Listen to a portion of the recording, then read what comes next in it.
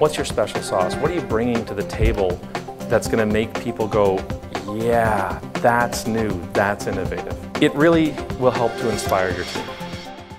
Good evening, everyone, and welcome to our Product Development Entrepreneurship 101 lecture. Product development is an interesting topic because it varies so widely by sector. As you can see, product development in life sciences, especially pharma, can be very, very difficult and involves regulatory issues and all kinds of things. Whereas when you talk about online businesses, we talked a little bit about the lean startup theory in our introduction to entrepreneurial management. So it's much more of a lean product development process. But today we're going to talk about a more traditional product management process, which will apply to those of you who are creating a physical product. But many of the advice inherent in it is sound fundamental advice for whatever product or service you're creating, just to think about the customer as early on as possible. For those of you who have been attending for a couple years, you will recognize Steve Karkner, who's, I think, doing the Movember thing this year. Yeah. Steve Karkner is the president of Panisys Medical Inc., his own company. He brings more than 20 years of entrepreneurial, technical, and investment expertise to his company. He was a key member in the successful and dramatic growth of Research in Motion in the early days when it was transformed from a technology incubator to the world leader in wireless communications for many years. He is coming to us from Ottawa, and he is also an active angel investor with significant investments in several technology startups. So he has deep domain expertise in this space, and it's always a delight to have him present to our community. Welcome, Steve.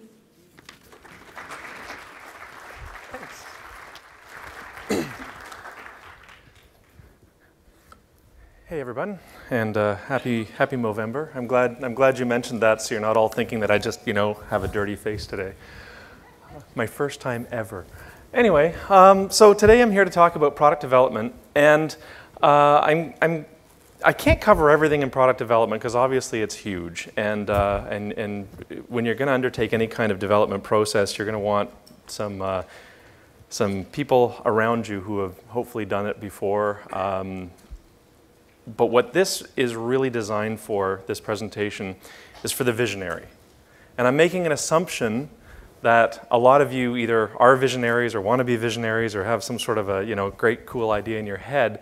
So I'm really targeting this towards the visionary and how the visionary can ultimately communicate with the people who are going to put together the product plans and do something with it. So here we go. I'm going to give you a little company background just so you know where I'm coming from. Panisys is about 10 years old, privately held, and our focus really today is on energy storage systems. And it's been a long and circuitous, don't make an engineer try to say complicated words. It's been a difficult path. We've gone from sort of a product developer doing a variety of products through medical and have really found our way into battery systems because it seemed to be a common thread that ran through everything we did. So getting past that, let's launch into the program. That's meant to be me. And the role of the visionary really is to envision the product, right? You've got it in your head, what it is you want. And the question is, how do you get what's in your head to the market? Because if you're a good visionary, then you've got some great idea, and it's different, and it's new, and it's going to capture market share. But very often what happens with visionaries is they're frustrated because you end up holding something in your hand, and you got something in your head, and the two don't match. So how do you get it to match? And it really doesn't matter how big or how small it is. So here's an example. The little tiny battery pack on the one side there, it's tiny. And the other one is an entire electric aircraft. You still follow the same basic product development path. There may be more zeros in the budget. There may be a whole hell of a lot more documentation, but the basics are still there, and it's those basics we're going to go over today. So it doesn't matter how simple or complex. Failure to have a plan, most likely you're going to end up with a product that doesn't match what you wanted, or it doesn't match what the market wanted, or it costs more, or ultimately there's going to be failure. And that could be just failure of that iteration, and you do another iteration if you're lucky enough to have that much funding. More likely, the product just will fail in the market, and that's your one shot, and it's gone. So it's worth spending the extra time in the plan. The plan, though, also, if you do it right, feeds a lot more than just ending up with a product. It also helps you end up with something to give to the market, something to give to your marketing people. It helps you actually finance your product, because when you go to talk to investors, you're not just saying, yeah, it's really cool and it's kind of like this. You can actually say, here's my plan, here's my market plan that describes it, here's how much it's going to cost, here's how long it's going to take to develop, and you can lay it all out for the financiers, and they're going to go, wow, this guy is going to be able to really do it. They're going to be able to just go forward. It helps with recruitment as well, because people like to know that when they join a company that they're signing on for something with a future, as opposed to just trying to extract stuff out of your head. So it's good. And you end up with this team, and I've seen this again and again and again. You end up with this team, and the visionary, they've got their idea, and they really don't realize how different the ideas are that everybody else in their team has. And if you've got everybody in your team with kind of different ideas of what's the most important feature, what's the customer want, what's already out there in the marketplace, what's the competition, if everybody has a little different idea, even if it's just a little bit different, then you're not all going in the same direction. I'm not going to go too much into the really formalized product development methods. If you want to look some of them up, there's some examples here. The one that I typically go over in the presentation is the V model. That's what we use a lot actually at Panisys. And the V model just, it outlines, you go from this step to this step to this step, here's the opportunities for iteration. And a lot of the plans are based on that type of thing. If you're doing software, there's certain models that work better for software. There's some models that work better for drug development. There's some models that work better for hardware. The one on the bottom is the phase gate model. Phase gate is really good for military projects because they like to have these gates where you get all the generals and stuff to sign off. But these all have, I would say, 4 common elements. Oh, wrong button. And we'll go over the 4 common elements in the presentation. So before you even start all this, though, you're the visionary. Let's see if you can answer a few questions about your product. And I'm going to use the example, by the way, of a flashlight. And why a flashlight? Because I think everybody knows what a flashlight is, and we don't have to get too technical. And yeah, it's a good way to start. So we'll look at a flashlight, and we'll say, who wants it? Sounds kind of simple, but really, it's a good question to ask, because you're not building a flashlight for absolutely everybody in the world. Who wants it? What's it for? Flashlights do more than just produce light. So what's it for? Who's going to pay for it? And what is your capability? And that last one is actually one of the hardest ones to answer. When I say what is your capability, well, are you really the person who's just going to design it? Are you actually looking for someone else to manufacture it? Are you maybe looking to just find something that fits your vision and just buy it, just import it and become a distributor of it? It's not a bad thing. Why reinvent the wheel? So you go through this and you decide what you're going to do. So in this presentation, let's assume that we're building a flashlight for road warriors. I hope you guys all are familiar with that term, the guys that are always on airplanes and stuff traveling around. It's for serious lighting. So we're going to build something that is actually pretty durable, kind of sexy. Who's going to pay for it? Targeted at the consumer. This isn't going to be something that we package up in huge boxes and sell to the government and they distribute. This is for the consumers to go and buy, maybe in an airport. And what is your capability? I'm going to assume that we're the designer. So we're going to design a flashlight for road warriors for serious lighting, bought by consumers directly. And we're going to outsource the manufacturing, we're going to outsource the distribution. Important first decisions to make. Really important, because it's going to allow you to focus. And again, you get in front of somebody who's going to finance your company, these are going to be the questions they want answered. What are you doing and how are you doing it? You just answered it and you haven't even started the plan yet. Beautiful. Now we need to communicate it to the team. So the 4 easy steps are, A customer and marketing requirement document. And it can you can sometimes combine them, sometimes have them separate. I'm assuming that it's sort of one document. Customer and market requirements, a functional requirements document, a product engineering document, and a test and validation document. And I'm going to go through each of these now. The most important, especially for the visionary, especially if you're pre-funding, the most important are the customer and market requirements and the functional requirements, absolutely. And you shouldn't combine them. What I see quite often is either a mishmash of them, or people say, yeah, I've got this great idea for a product, and they will show one page, and it's so, I want to make a flashlight and I want it to have the feel of an iPhone. Nobody can design that because I don't know what it means, right? So very important that you delineate between your market requirements and your functional requirements. So if you only have the functional or the customer requirement, like I said, you just don't know what it means because it's too touchy-feely. If you only have a functional requirement, it can almost go the other way. Hey, I'm going to have a flashlight that's got 1,000,000 lumens. Great, your marketing guy is going to be looking at you going, so how do I sell this again? Without the product engineering spec, there's nothing to measure against, and your team, especially your technical team, will be frustrated because they'll never know when they're done. And without the test and verification document, you'll actually never know that the manufacturer is producing what your technical team wanted. And they all flow together. If the manufacturer doesn't produce what the technical team wanted, then the technical team isn't delivering what the marketing team needs to sell the product. And ultimately, again, you fail. So that's where the 4 of these hang together. So, in a little more depth here, the customer marketing requirements is a focus on what the end customer wants, and it should be in their terms. Kind of picture, 2 people talking about a really cool product that they want. What language are they going to use? I mean, granted, if they're technical guys, they're going to be more technical. If they're non-technical, it'll be more non-technical. But typically what you'll find is that it tends towards non-technical and it tends towards qualitative. It's cool, it's so light, it's so thin.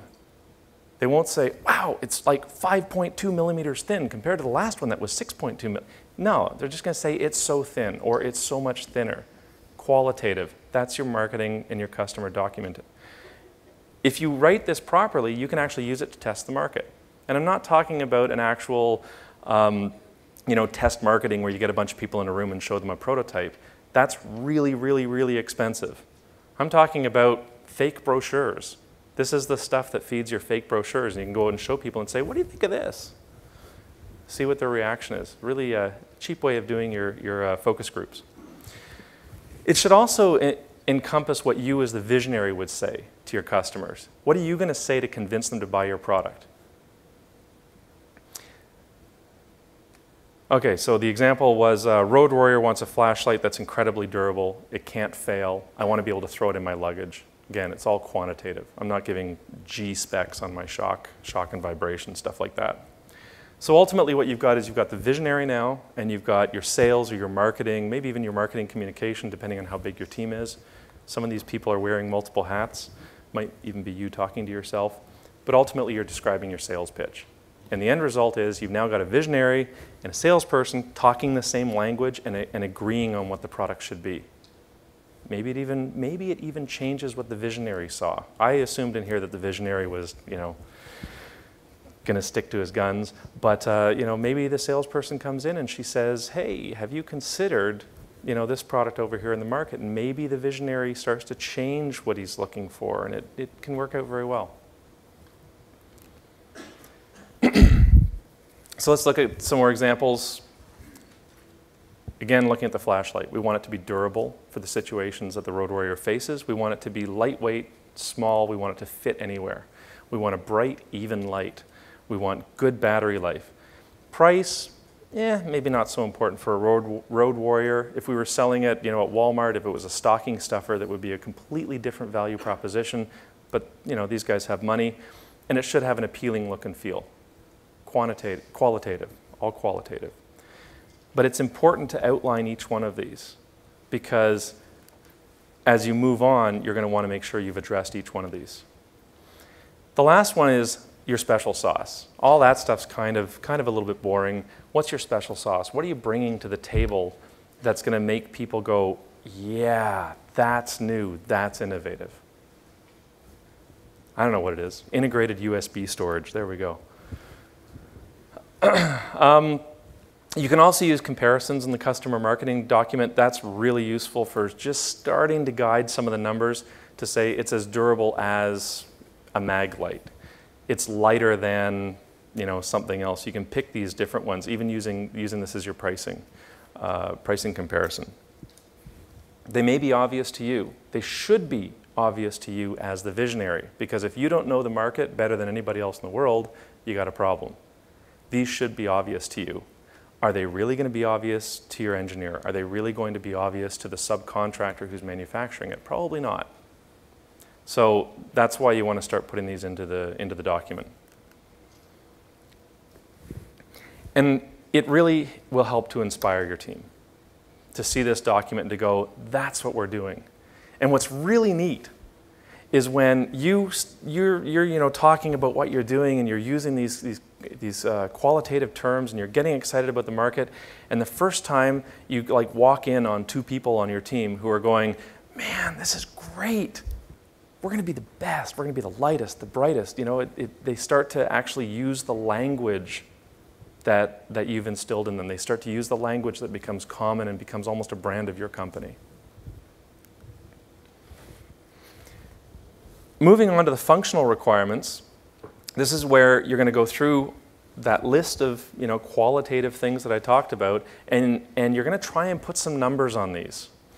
And it's not to give details of how. So you don't have to say, you know, we're going to hit this particular weight by doing this, this, and this, because it's too constraining. You want to give freedom to the designers to address, you know, whatever those qualitative issues are.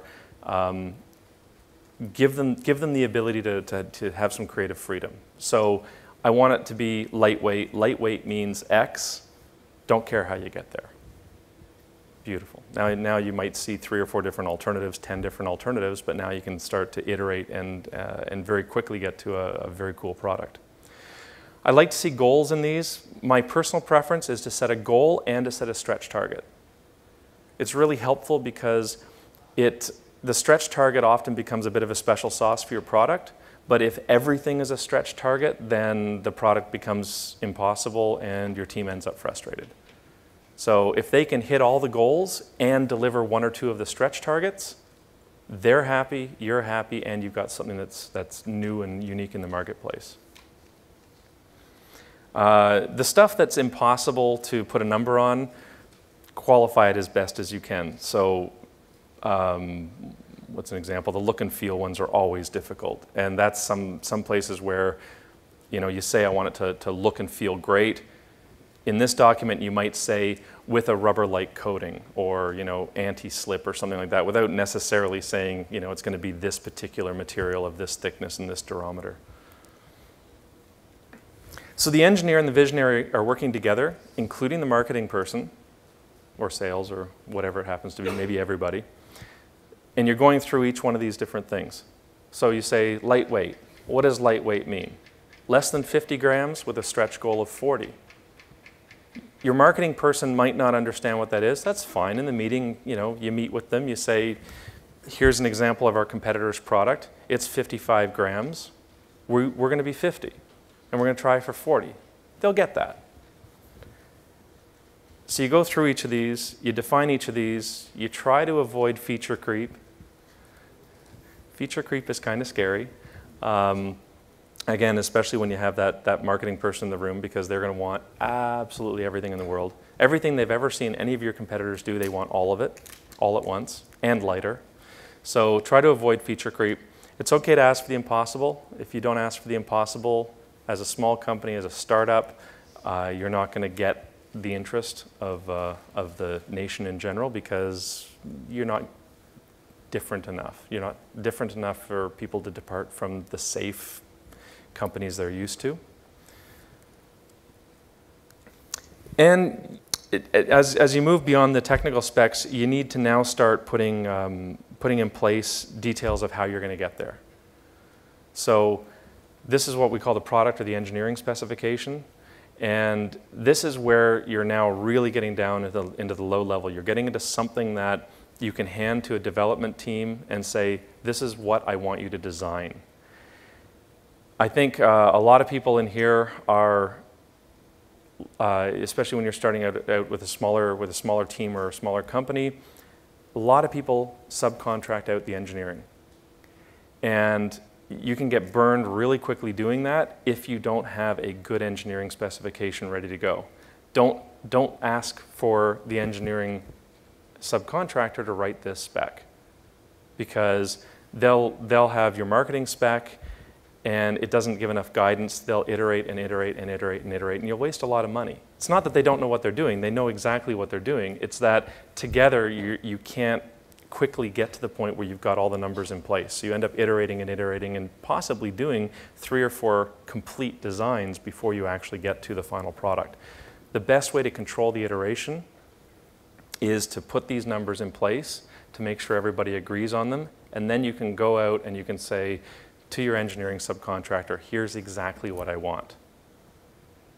It's also useful because you can go to 3 or 4 of them and say, here's exactly what I want, and get some competitive bids. Also get some feedback. The engineering specification also gives you some of the final product goals. So we've all seen those great brochures that the front page is all the marketing stuff and the back page is all the technical stuff. So this is the document where we're going to start to see some of that back page stuff. Exactly how heavy is it going to be? Exactly how long is the battery going to last? So we put these all together into this document. Another example, and I know these are simple, but another example, so how are we going to achieve lightweight? And maybe what we do is we look at different battery types and we say, well, a AAA battery is 12 grams. Well, of course we're going to go with a AAA battery. AAA battery is so light, we have to go with it. Problem is, we're going to hit the stretch goal on weight, but we may have just blown the battery life goal. Great, we got a really, really light flashlight that lasts 15 minutes. Or maybe for a road warrior, it kind of pisses off your road warrior because if you go to an airport and try and buy a battery, AA batteries are easier to find than AAA batteries. So there's a balance here. Definitely there's a balance here. All through these documents there's balance.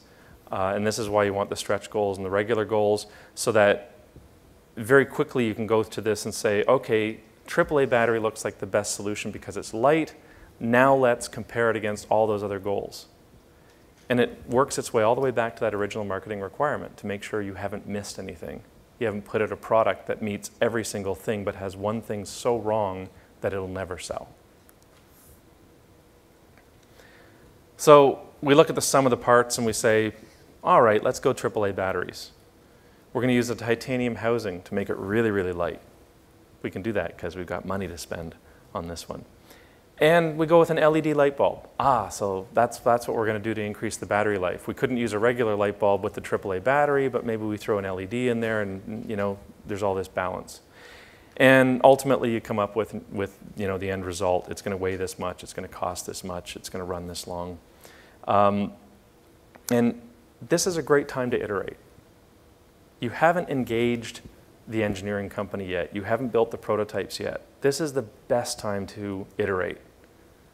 And it's really surprising how many companies never get to this point before building the first prototype.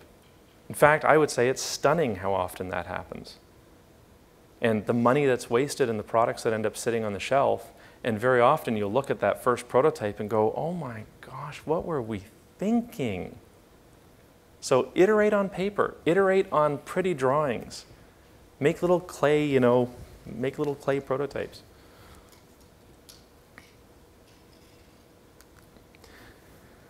So hopefully at this point, we've got the visionary and the engineer talking the same language. We're now going to begin the real design, actually working towards prototypes. Now is a good time as well when the test and the verification document can begin. So you're looking at all those numbers and you're saying, great, we know what the numbers are. We've got a pretty good idea how we're going to get there. How do we make sure we're there? How do we test against them? And we'll go through that a little bit. Best way to do any of these things is obviously to measure it. Seems obvious, but your production people won't necessarily know that it's obvious, especially when you get beyond a flashlight. You know, you get into something like, I don't know, a wireless radio, and you say, I want a bit error rate of 0.5%. Oh my God, how do you measure that? So your engineers need to define what the test is and tell the production people how to test it. So ultimately, you're saying prove it. Each measurable parameter in the engineering spec should be tested. You should also anticipate variation, because you could say, you know, I want the light to be whatever it was, 1,000 lumens. Okay, but is it 1,000 or, you know, 1 to 2,000? Is it 500 to 1,000? You need to set allowable limits, and they need to be reasonable allowable limits. That's especially true when you're getting overseas production done, because what you'll do is you'll get these great products in, and the first 3 out of the box will be beautiful. And then the next one will be, oh my God, horrible. And then the next one will be, wow, really good. And it's that variation that can be a real problem. So, you know, you're going to set your measurable parameters, you're going to set allowable limits around them that are reasonable. What you're also going to do with that document is you're going to use a subset of it for verifying production that's ongoing. There's sometimes people get a little bit confused with the test documentation, because they go, oh my gosh, no, I can't put that test in. That'll take forever in production. Well, no, it's not for all production. There's very few products that you do 100% testing on. Most products that are being produced are either you know, you might test, you know, 1 out of 100. Maybe you'll run 1 out of 100 through all of the tests. And then maybe 2 or 3 out of 100 you'll run through a small subset of the tests just to make sure that things look pretty good. The majority of the products may never be tested at all, because you don't need to. As long as you're doing a full test on some, a partial test on others, the majority of them can just go right out the door without ever being tested. So that's where documents like this really help, because you're not shooting in the dark. You've got a really nice list of well-defined tests that you can come back and you can run. It's also really useful for things like obsolete components that are going to come up. So this is starting to look at some product life cycle things. And it's amazing how fast product life cycle can come up and bite you in the butt, because parts go obsolete sometimes in 6 months, sometimes before you even get the product on the market. You've got things going obsolete. You've got employees who leave. What happens when your engineering manager leaves? The next person comes in to the company and says, what do we, you know, how are we testing that? And you go, geez, I don't know how we tested that. They just kind of worked. So you've got people like that. You've also got subcontractors. Everybody wants to stay cost competitive, and a great way to stay cost competitive is to take whatever you're having built, and once in a while you go out and you get competitive quotes from 5 or 6 different vendors. But how do you know what you get from those vendors is the same as the previous guy? Again, you're going to come back to this test and verification spec, and it might be 5 years down the road, and you're going right back to that document. Extremely useful in validating the new parts, the new vendors. For software, this is often called regression testing, or defines regression testing, which is the same sort of thing. If we're always releasing new versions of software, but how do you know when you change the software, when you fix it, create a new feature, fix a bug? How do you know that you haven't just broken 15 other things? So this is also useful for that, from both a hardware and a software point of view, to make sure that that great new feature you added didn't just kill 5 other features. So now we've got a unified approach. Everyone on the team is thinking the same thing, they're speaking the same language, they're working towards delivering the same product. It's very important. And the people on the team will be happier because they know when they're done. It sounds kind of weird to think that, but knowing when you're done, knowing you've met the goal, is a huge motivator. What can be really frustrating is to design something, to hand it to, you know, your boss, your visionary, you guys, to hand it to them and say, I'm done, and have the visionary go, ah. Not quite, guys. Can't you just do this? And that stuff cascades real bad. Like, oh, it's just a little heavier than I wanted. Can't you make it lighter? Oh, geez, well, we'll have to change everything. So really important to get everybody swimming in the same direction. That's what that's about. A few other things. I'm just going to touch on these. The presentation's actually going pretty fast, I see. Good. I was trying to make it a little shorter. So a few other things to touch on, because obviously I haven't covered all of the team. That's, you need a good engineering manager, a good product manager in your team. And again, in the early days, maybe it's you, but as you grow and as you start to produce stuff, you're going to be hiring more people. Where does QA and QC fit? So your quality control people. And, if you have a QC person early, great. Typically, they come in late. Typically, you're gonna kind of avoid bringing in the quality people until you've got a little bit of traction in the market and you can afford them. That entire document set is so valuable when your QC people come in. Even when you start going for things like ISO certification and stuff, hugely valuable. Because you can look at that set of 4 documents, and you can say, what did the customer want? Are we delivering it from a technical point of view? Is the product we're actually building meeting it? Or sorry, is the product we actually designed meeting it, and is the product we're actually building meeting it? And you can link everything from the last document all the way through to the first document. Budgeting. Again, from my experience, a real common mistake, I'll call it, in budgeting is to budget for design. And I see this again and again. People say, well, it's going to cost me, I don't know, $500,000 to develop the product. Great. How much is it going to cost you to test the product? Believe it or not, the test and verification, probably the same budget. If you think it's $500,000 to design it, it's going to be $500,000 to test it. All the certifications that people forget, all the going out in the field, making sure it works, the initial failures, there will be failures. It's going to fail in ways that you had not even considered.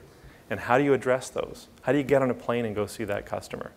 So whatever budget you have in your mind for getting the design done and getting to that first prototype, even getting into production, budget the same amount for test and verification. If you try and shortchange it as well, what you'll typically find is your product quality isn't as good. You'll be surprised. If you actually put a reasonable budget on test and verification, testing the product against what the market asked for, you'll be surprised how much you find out is missing, how much you find is broken.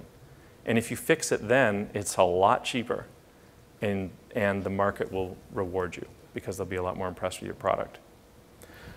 Choosing an engineering partner. Best advice for choosing engineering partners is to ask for references. And that has come up again and again and again. People are, especially Canadians, we're too damn polite. I don't care if you're a one-person operation and you are talking to a multi-billion-dollar manufacturing subcontractor, ask for references. And ask for references that are like you. I would like to talk to the last 3 customers you had for a customer with 5 employees or less. Because that's how you're going to get the real story on how good they were to work with. And if that partner goes, oh no, we're perfect, we don't have to do that, they're the wrong guys. They're the wrong people for you. So don't be afraid to ask for references. That will tell you more about the people you're working with than anything else, any kind of research. And the same goes for the manufacturer. Again, look at what they're doing. Make sure that they are working at a scale that suits you. A real common thing, especially as sort of the markets go up and down, is the really big manufacturers will very often, when they have a slow year, will go out and try and grab all the little contracts to beef up their bottom line, but they're actually really not interested in them. They just want to beef up their bottom line. And so the small manufacturers get hurt by that. And as soon as things pick up, you're like the bottom of the heap. You're out the door. So, again, ask those questions. What is the history of this company working with small companies? Do they follow through with the small companies? Or are you just a stopgap because, they got 3 guys out back who aren't busy? All of these things become easier when you've got all your documentation in place. Boring, I know documents are boring, but it's worth the time. And they don't have to be big. You know, for something like a flashlight, you know, maybe it's 10 pages. It's not huge. The last slide I want to leave you with is really on complexity, because there is a feeling of it's so easy. Somebody else has already done that, somebody else has already done that, it's so easy. And you really, I mean, you got to look at things like this flashlight here, and you got to look at all those individual parts and consider that every one of those parts, it was at some point a program on its own. Somebody designed the light bulb, somebody designed that lens material, you know. You may be able to go out and just source them, but you've still got to source them. And when you're going out trying to find someone who makes lenses for flashlights, how do you tell them what you want? You don't just go out and say, hey, I need a lens for a flashlight. You got to know some of the properties about that lens, about how it behaves. So don't underestimate the complexity of a product, but also don't underestimate how much advantage there is to going through and just looking at it and saying, hey, you know, we're gonna outline what all these things are, because it will make things go so much smoother, and ultimately you will save a lot of money developing your product and getting it to market as soon as you show that you know what you're talking about. That's it. It's easy to do.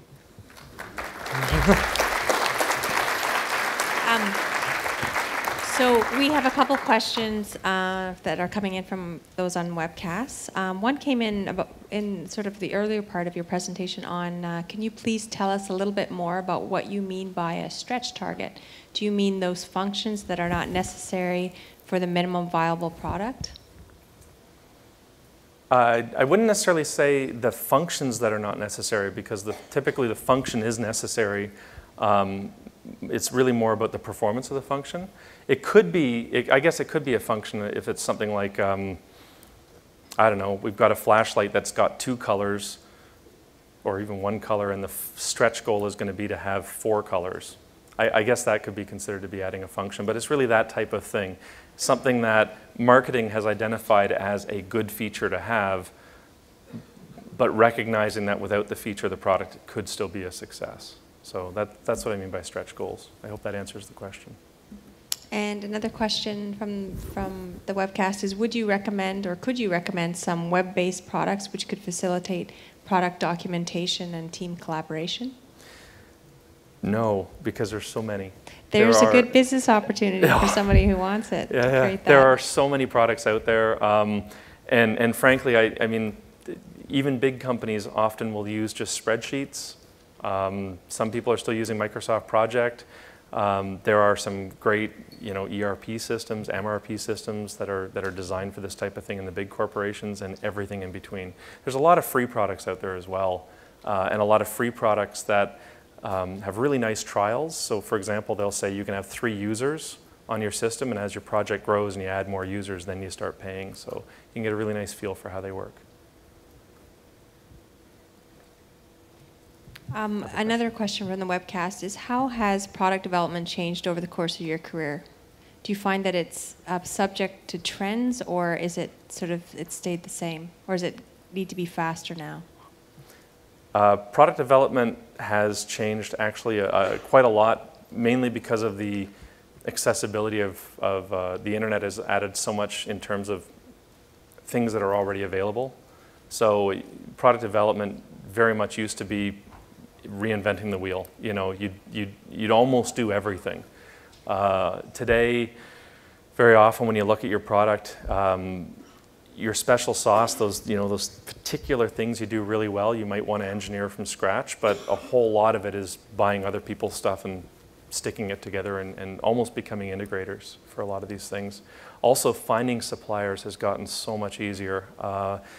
Very often you would go out and you'd be looking for something to be built or designed, and you might be the first time that company has ever done it, because there was just no way to find somebody who had already done something similar before. And so this has really helped. I would say the internet has really helped in just the sourcing aspect, and being able to source stuff is, some people have said for engineering in particular, it's not about knowing how to do something, it's knowing that it exists. Once you know something exists, you can find it. So it's more about knowing it exists. Yeah. Good evening. Good evening. I'm Vijay. I have a question for you, Steven. How do you remain competitive by making a product configurable, customizable for a given user requirements? Because user requirements change over time. So do you intend to use more of a software in your product and make it configurable, or what's the strategy like? That's going to depend an awful lot on the product. I mean, with the flashlight example, I don't know that you make them all that configurable. Maybe you can change the light bulb. No, I would say we do try and even in the products that we design, we do actually focus a lot on configurable products and on design reuse. And that can apply again to software or hardware. Design reuse, where every product you design, you say, how much of this can I do with stuff I've already got in my back pocket, or with stuff that somebody else already has in their back pocket. So reconfigurable, yeah, is, I would say, very important. I don't know how you build it into your plan, though, because you don't always know it exists. Yeah, because market needs change over time. Even the competitor keeps on changing the tactics. So you need to have some very robust strategy that over the period of time you keep on changing the need of the configuration, so user can preset some things and maybe usability for the durability of the battery life or something very similar. No, it's a good point. And that really should be driven by your marketing and business development people. I mean, they're the ones who hopefully are following the market and comparing your product all the time and saying, you know, it shouldn't be, oh my goodness, this product came out that beats us. It should be, I think a product is coming out a year from now that's going to beat us. Thanks. You're welcome. Oh, I think there's one on that. Yeah. My question is about intellectual property. So presumably you've already patented your product that you're taking to market, but you talked about sort of redesigning and changing prototypes all the time and things like that. Now, if it's too big a stretch from the original patent, then you need to repatent it, correct? I mean, how does that work when you're sort of designing prototypes and changing it and, you know, so on and so forth? Because if it's too far away from your original protection, aren't you in trouble? I've actually seen that case before, and it's a bit of a dangerous situation to get yourself in, where you do this investment in a patent, and the marketing requirements and the basically the market itself moves you off of that target. And so I've seen where people say, well, no, the patent says we're going to do this, so we're going to do that. And guess what? The market says, we don't want it.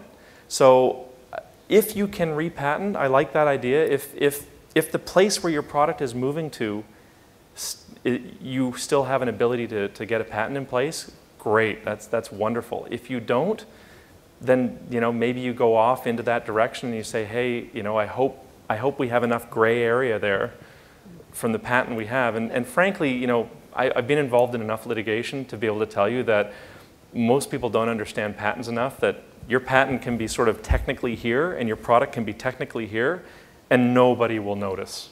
Yeah. No, really they don't. They just... But it only takes one. Yeah, true. Question from Ruben from McMaster University on the webcast. How do you deal when you go over budget for designing and producing the prototype? So when you spend too much on the prototype, what happens? Well, if you've already spent it, you've got a problem.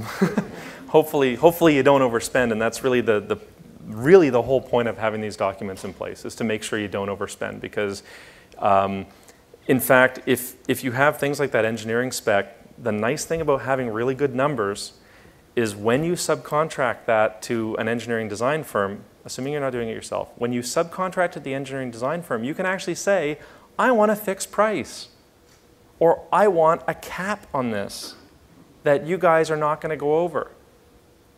And if they come back and say, oh, geez, we didn't realize that, X, Y, or Z, hey, it's in my spec. That number is in my spec. And you said you'd meet it, and you said you'd meet it with a fixed price. So if you've got the document in place and you've got a fixed price contract and the project starts to go over, if you're lucky, you can say, too bad, keep working. Otherwise, hey, it's back to the drawing board. You're back to going to your investors and putting in more money. I mean, you can't, it doesn't just appear out of nowhere. So. I've been in or on the periphery of various projects where the managers or people with access to those with authority were so fascinated by the shiny toys that they had to manage the project that they didn't actually work on the project, or else they put up barriers to the people who were actually trying to do it. Now, how do you deal with those if you are A, the sponsor, or B, one of the grunts? Well, hopefully you're not the person who's doing it, who likes the shiny toys yourself. You know, that's why you need a team. I think if you've got a team and you've agreed on what it is you're trying to design, I really hope your team keeps you in line, because otherwise that person's got too much authority and you're going to learn the hard way. I don't know that there's a good answer to that. In the case I'm thinking about, the nominal project manager was so fascinated by the software that he was supposedly using that he really didn't pay any attention to what was going on in the project. Oh, I see. So in other words, he would create these wonderfully detailed project schedules that would take 80% of their time to produce, and sort of by the time they were done, they didn't have any bearing on reality. Yeah. Yeah, well, that's not a good project manager. I mean, project managers have to identify that. I think that you're going to need basically senior management to step in and say, this is too much detail. Yeah, and very often when I have seen that, it's because the person just isn't competent at dealing with people, right? A project manager needs to be good at dealing with people, and if a project manager doesn't like dealing with people, they will deal with paper and tools and expect that the people will just follow along. So they're in the wrong position. Go ahead. Thanks. We talked about like tangible object here, like how do you develop the product? What about it is like intangible service? What's the general procedure of developing that service? Or if we are trying to like open up an agency or something? I wish I knew more about that. I do. I know from a software point of view that you can follow a lot of these same things.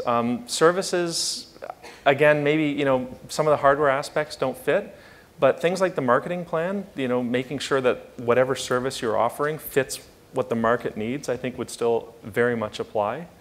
You're still going to need a service provider as well, so you've still got to communicate it to them. But again, this really is a product-focused talk on hardware and a bit of software. Yeah. Cool. Okay. Thanks. Hi, Steve. Hey. You spoke a little bit about this, but I'm wondering if you could expand. Where does market research and market validation play into the product development stages that you've outlined? Depends on whether you're a marketing person or not, because